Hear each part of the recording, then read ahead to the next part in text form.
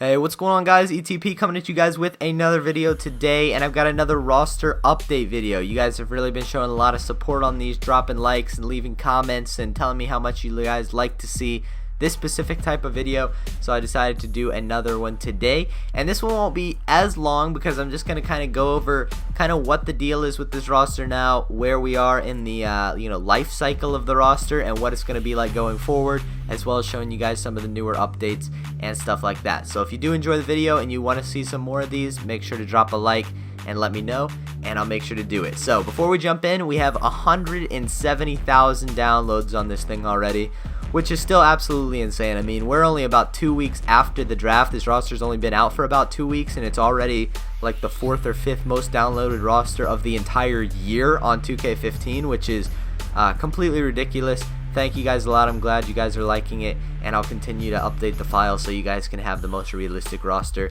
leading up till 2K16. So we'll go ahead and jump into it right now. The main things I've been doing with this roster, obviously, are updating transactions and contracts and stuff. So I've got all those perfectly updated. The newest thing we just had happen literally like less than 10 minutes ago, and the file's already updated, is we had the David Lee trade. So David Lee got traded from Golden State to Boston for Gerald Wallace, and in my opinion, that's a very, very good trade for Boston. Gerald Wallace wasn't really doing anything at all for Boston, and David Lee wasn't really getting too many minutes with Golden State, but David Lee, in my opinion, is still a very good player. Like, I think he is going to be able to be a good player for Boston and really get back to his all-star form. I mean, he's 32 years old. He's kind of leaving the prime area of his career, but he's still a really good player. I mean, this guy was a great player not too long ago and making all-star teams and stuff, and then he had some injuries and kind of lost his spot in the rotation with Golden State, but as you guys saw, he can still play a little bit. I mean, he got into the game some in the finals and played pretty well, and that was after not really playing at all, so he had to have been a little bit rusty. So I was impressed with him, and I think Boston definitely got the better end of that deal. To be honest, though, Golden State doesn't really need, they don't need Gerald Wallace. I don't know if they'll keep him. They may not. We'll just have to see about that. But either way, Golden State's not really losing much. They weren't playing David Lee anyway. So I think this is overall a really good trade for the Celtics. So that's updated. Also got all these new contracts and stuff. We added in Nemanja Bjelica, who just signed with the Timberwolves. He was a really, really good European player, and the Timberwolves have locked him up, and he will be playing this year. So the Timberwolves are going to be a really exciting team to watch over the next few years. They've got so much young talent, and it won't be too long before they're competing for those mid-seeds in the Western Conference, I think, as long as they can keep that young core together.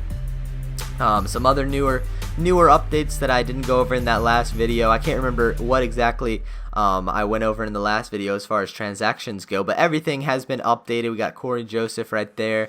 I got new contracts. We got David West, obviously. I'll have to make a video specifically about some of the moves in free agency, because David West, man, you got to give that guy a lot of respect for taking so much less money to play for a winning team. I mean, he turned down, I think, close to $12 million for his player option with Indiana to take the veterans minimum of $1.4 million with San Antonio.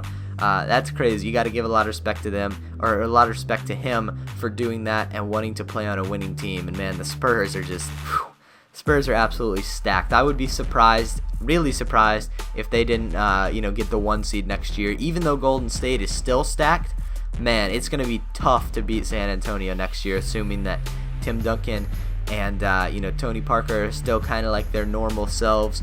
Tim Duncan's obviously getting pretty old now, but he's showing that it's no big deal for him. He's still a great player, and we'll have to see what he does next year. That'll be exciting to watch. But that's pretty much it for these updates. Lou Williams, put him in there on the Lakers, as well as Brandon Bass. I did the Roy Hibbert trade. We'll have to see what type of pieces are going to be going out in that trade. I believe they were talking like it was just going to be picks and rights to foreign players, so we'll have to see about that. But all that stuff will be updated in the near future once we get all the official stuff on July 9th, because that's when teams can actually start signing the players. Right now, guys are just tentatively agreeing to the contracts, and then on July 9th they can actually sign, and that's when we'll get the official numbers. I'll make sure to update that for you guys And then we'll be just about, you know, done with the updates. All the rapid fire updates have kind of already happened because we've gotten all the big name free agents to agree to where they're going to be playing. And now it's just a matter of getting the exact dollar amounts right and just finishing up on a few, you know, player movement type things. But it'll slow down a lot. And I recommend, if you're going to start, you know, playing MyLEAGUE with this roster, I would recommend doing it mid-July, because I think by that time we'll have a lot of the official numbers for the contracts, obviously, and we'll also have a lot of the guys off the board. Like, I mean, there's still some talented guys in the free agency pool that have not signed yet, but for the most part, the major guys have signed. So once, you know, we get those official contract numbers and stuff like that, you know, that'll be nice, and we can, you know, get going into some MyLEAGUE and MyGM and stuff, and I think that'll be a good starting point for the final stretch before we get to 2K16. One more thing that I did, we added in a few more guys, but I completely revamped Joe Harris because he had a terrible player model. They didn't face scan him this year, and I was really mad about that because, as you guys know, I'm a huge UVA fan if you guys follow me on Twitter, and he obviously went to UVA, so I was super disappointed about that. But I decided to you know, make a newer version of him. He was actually the first player in 2K15 that I created, but I decided to just redo him last night because you know, back when I created him right at the beginning of 2K15, I wasn't that good at it, and I've gotten a lot better at it, obviously. So I think this one looks pretty solid. He's got his whole, you know, contract and ratings and face scan and everything. Not face scan, but he just looks overall a lot more realistic. So I did him. I also added in some new players. We added in TJ McConnell.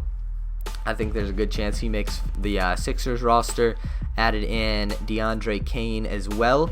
He's got a chance to make the Hawks roster. And we also added in Willie Reed and I believe some other guys to the free agent pool.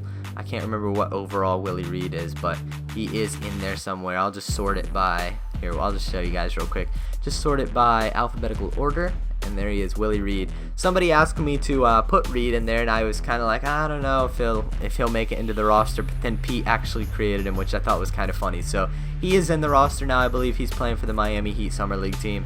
But that's pretty much it for these roster updates. I think, you know, we've kind of missed that rapid fire period. We're kind of past that now, where guys are starting to sign a lot slower. And once we get into mid-July, you know, things will start to slow down a lot, and you'll get close to the final version of this roster. But I will be updating it all the way up until the time that 2K16 is about to come out, and then we'll, you know, shift focus over to 2K16. So thank you guys for watching the video. Hopefully you guys enjoyed it. Definitely leave a like on it if you did, and I will talk to you guys later.